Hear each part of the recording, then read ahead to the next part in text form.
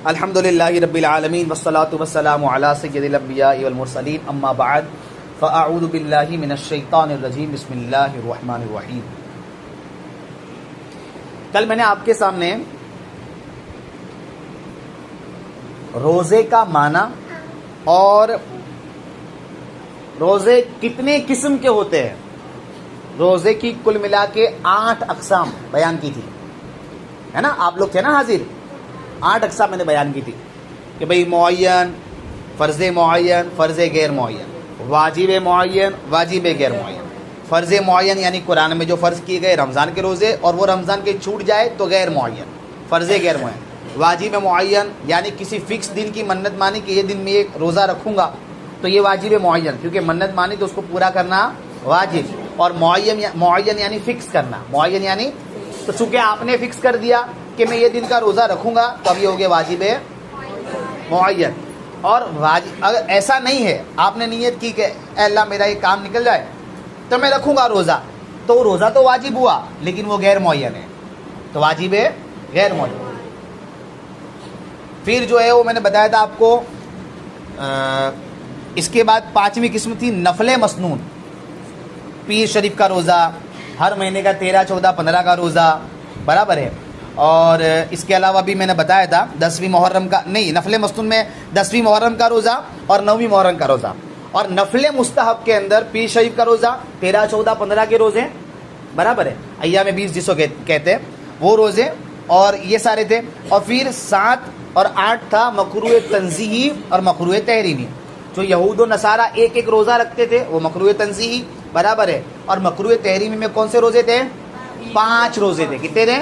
5 روزے تھے۔ ایک تو عید الفطر کا روزہ، کیونکہ وہ مہمانی کا دن ہوتا ہے، وہ اللہ تعالیٰ کی طرف سے مسلمانوں کی مہمانی ہے نا؟ آپ کو کوئی مہمان آپ کو بولے حضرت کل آپ کو میرے وہاں دعوت ہے، آپ کھانے آنا، پھر آپ کو اس وقت کھانا نہیں چاہیے، تو اس نے اتنی محبت سے آپ کو دعوت دی ہے، تو پھر روزہ نفل تھا برابر، اس نے دعوت دی ہے، آپ جائے گا اس کا دل خوش ہوگا، نہیں جائے گا اس کا دل دکھ سکتا ہے۔ کسی کا دل دکھانا جو ہے وہ غلط ہے، سمجھے کہ نہیں سمجھے؟ بلکہ دل آزاری تو حرام بھی ہے۔ تو اس لیے پھر اس وقت دعوت یعنی کوئی آپ کی دعوت آئی پھر آپ کو کھانا نہیں چاہیے، تو یہ تو اللہ تعالیٰ کی طرف سے دعوت ہے۔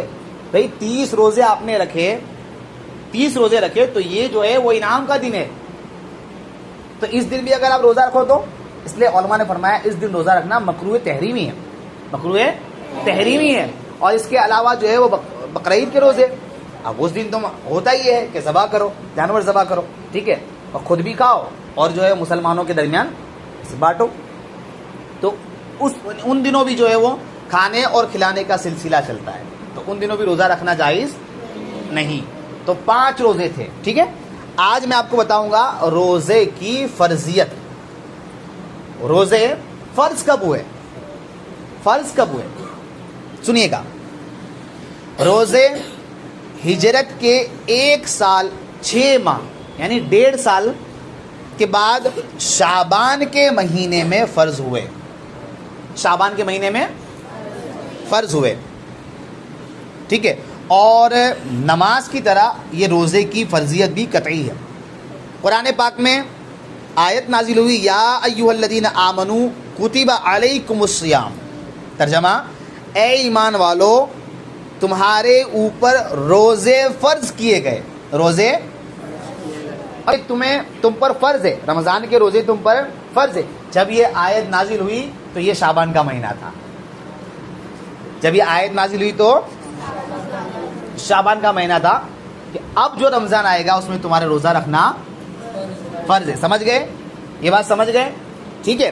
تو روزے کی جو فرضیت ہے نا یہ قطعی ہے، یعنی اگر کوئی انسان، جیسے آج کل یہ بہت فتنہ چلتا ہے، کچھ جو زیادہ کچھ پڑھ لیتے ہیں لکھ لیتے ہیں نا، تو ان کو ایسا لگتا ہے کہ یار یہ روزے وغیرہ جو ہے نا، وہ مسلمانی ہوتے روزے وغیرہ جو ہے وہ کچھ ان کے پاس نہ ہو، جس کو اللہ نے نہ دیا وہ رکھے، یار اپنے کو تو سب دیا ہے اللہ نے، تو اپنے کو ضرورت نہیں روزہ رکھنے کی۔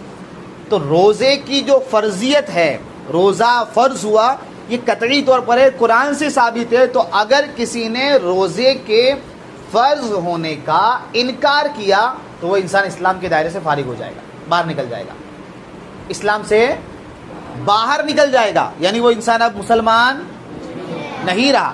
ارے روزہ کوئی نہیں رکھتا ہے یہ اور بات ہے، وہ بھی گناہ کرتا ہے, حرام کرتا ہے.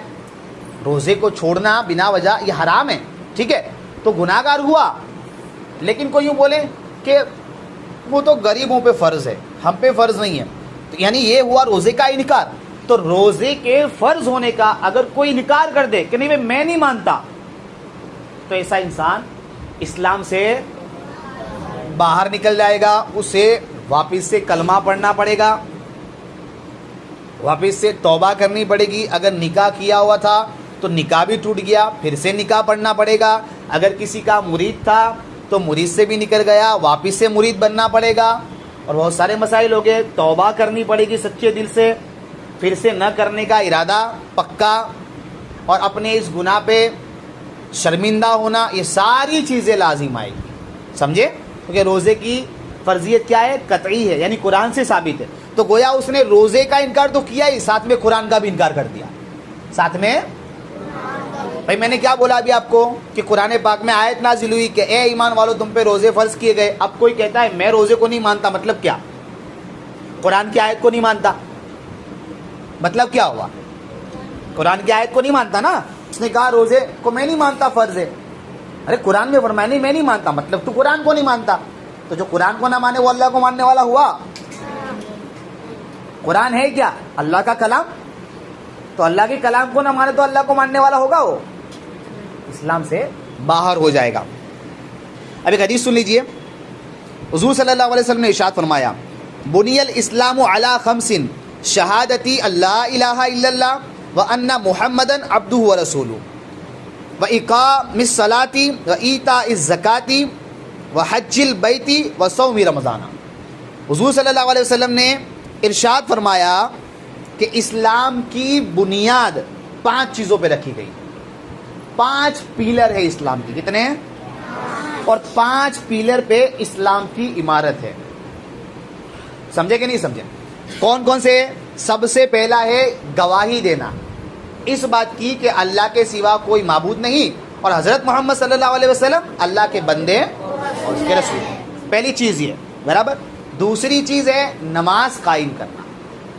تیسری چیز ہے زکوٰۃ دینا اگر آپ مالک کے نصاب ہو تو. چوتھی چیز ہے حج کرنا. چوتھی چیز ہے حج کرنا. اور 5ویں چیز ہے روزے رکھنا.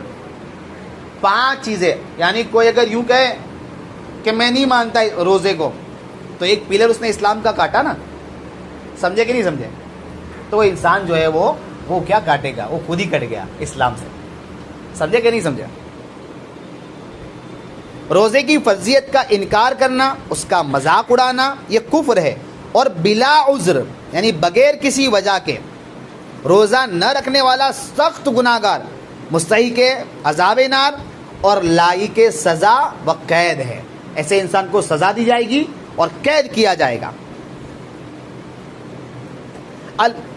بحر الرائق میں المفطر فی نہار رمضان یعذر و یحبس. رمضان میں دن میں کھانے والے کو سزا دی جائے گی اور اسے قید کیا جائے گا. بلکہ اگر کوئی بلا عذر بلا وجہ کے کھلم کھلا کھائے پیے تو اگر اسلامی حکومت ہے تو بادشاہ اسلام اسے قتل کر دے. بادشاہ اسلام اسے قتل کر دے کہ بھئی یہ کیوں کھاتا ہے تو, اور قتل کر دینے کا حکم ہے. سوچئے روزے کی کتنی امپورٹنس ہے. تو روزہ کسی بھی حالت میں چھوڑنا جائز نہیں ہے. سمجھے کہ نہیں سمجھے؟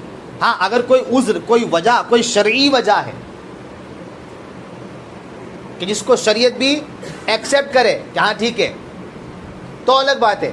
باقی ہمارے وہاں ہوتا کیا ہے, ارے یار وہ میری جاب ہے نا, وہ جاب کی وجہ سے کیا ہے کہ میں نہیں کر پاؤں گا. وہ کیا میں پورا دن حضرت مزدوری کرتا ہوں, میں پورا دن یہ کام کرتا ہوں, میرے یہاں کھڑے نہ, میں پورا دن کھڑا رہتا ہوں, میں یہ کرتا ہوں. یہ کوئی وجہ نہیں ہے. یہ کوئی آگے آئے گی انشاءاللہ وجہ بھی کہ کون سی وجہ میں آپ روزہ چھوڑ سکتے ہو. برابر, یہ کوئی وجہ نہیں ہے. ذرا سی تکلیف ہوتی ہے نا ہم روزہ چھوڑ دیتے ہیں. ذرا سی آج پیٹ میں دکھا اس لیے میں نے روزہ نہیں رکھا. یار یہ کیا بات ہوئی؟ اور انسان روزہ رکھتا ہے تو پیٹ تو صاف ہو جاتا ہے اور اس کے معاملات درست ہو جاتے پیٹ کے. وہ تھوڑا پیٹ میں دکھا نا اس لیے میں روزہ نہیں رکھ پایا. میرا کام بہت ہارڈ ہے حضرت تو میں روزہ نہیں رکھ پاؤں گا، یہ کوئی وجہ نہیں چلے گی. ہم کو ایسا لگتا ہے بظاہر کہ یار میں نہیں رکھتا روزہ اور میں کمانے جاتا ہوں نا تو کیا میرے گھر میں میرے 2 بچے میری بیوی ہے، ان تینوں کا تو روزہ ہو ہی جاتا ہے نا. بھائی میرے تیری قبر میں نہ تیری بیوی آنے والی ہے نہ تیرے 2 بچے آنے والے، اور اللہ نے یہ تو نہیں کہا نا کہ تو میرے احکام چھوڑ کے.